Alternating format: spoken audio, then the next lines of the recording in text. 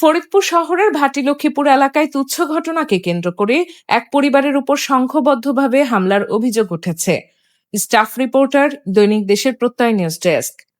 ফরিদপুর শহরের ভাটিলক্ষ্মীপুর এলাকায় তুচ্ছ ঘটনাকে কেন্দ্র করে এক পরিবারের উপর সংঘবদ্ধভাবে হামলা, কুপিয়ে জখম, বাড়িঘর ভাঙচুর এবং নগদ অর্থ ও স্বর্ণালঙ্কার লুটের অভিযোগে ব্যাপক চাঞ্চল্যের সৃষ্টি হয়েছে। এ ঘটনায় নারী সহ অন্তত 4 জন গুরুতর আহত হয়ে হাসপাতালে চিকিৎসাধীন রয়েছেন। ঘটনার পর ভুক্তভোগী পরিবারের পক্ষ থেকে ফরিদপুর কোতোয়ালি থানায় মামলা দায়ের করা হয়েছে। এই ফ্রিজটি আমার স্ত্রীর পছন্দ হয়েছে। ফ্রিজটির বিশেষত্ব কি? ওয়ালটন ফ্রিজের ডোর গ্যাসকেটে ক্ষতিকর কার্সিনোজেনিক ফ্যালেট নেই, তাই এতে ব্যাকটেরিয়া বা ছত্রাক গ্রো করতে পারে না, আর এ কারণে খাবার থাকে দীর্ঘদিন ফ্রেশ। তোমার পছন্দের প্রশংসা করতেই হয়। মামলা সূত্রে জানা যায়, গত 5 জুন 2026 তারিখ রাত আনুমানিক 9:30টার দিকে ফরিদপুর পৌরসভার 18 নম্বর ওয়ার্ডের ভাটিলক্ষ্মীপুর এলাকায় মোহাম্মদ শহীদুল ফকিরের বসতবাড়িতে দেশীয় অস্ত্রশস্ত্রে সজ্জিত একদল ব্যক্তি হামলা চালায়।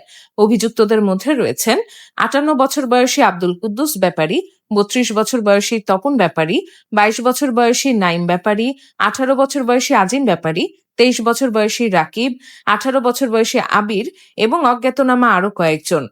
অভিযোগে বলা হয়েছে, পূর্ব বিরোধের জের ধরে অভিযুক্তরা রামদা, ছেন্দা, চাপাতি ও লোহার রড সহ বিভিন্ন দেশীয় অস্ত্র নিয়ে শহীদুল ফকিরের বাড়িতে অনধিকার প্রবেশ করে। এ সময় তারা পরিবারের সদস্যদের উদ্দেশ্যে অকথ্য ভাষায় গালিগালাজ করতে করতে হামলা শুরু করে। হামলার এক পর্যায়ে শহীদুল ফকিরের মা সালমা বেগমকে ধারালো অস্ত্র দিয়ে কুপিয়ে গুরুতর রক্তাক্ত জখম করা হয়। মাকে রক্ষা করতে এগিয়ে গেলে ভাগ্নে রিপন প্রামাণিকের মাথায় ধারালো অস্ত্রের কোপ দেওয়া হয়। এছাড়া তার বাম পায়ের উরুতেও আঘাত করা হয় বলে অভিযোগে উল্লেখ রয়েছে। এদিকে শহীদুল ফকিরের পিতা ফজলু ফকিরের বাম পায়ের উরুতেও ধারালো অস্ত্র দিয়ে আঘাত করা হয়। হামলার সময় শহীদুল ফকির ও তার বোন শিল্পীকে এলোপাথারিভাবে মারধর করে শরীরের বিভিন্ন স্থানে নীলাফুলা ও জখম করা হয়েছে বলে মামলায় উল্লেখ করা হয়েছে। পরিবারটির দাবি, হামলাকারীরা শুধু শারীরিক হামলাতেই ক্ষান্ত হয়নি, তারা বসতঘর ও আসবাবপত্র ভাঙচুর করে প্রায় 85,000 টাকার ক্ষয়ক্ষতি সাধন করে।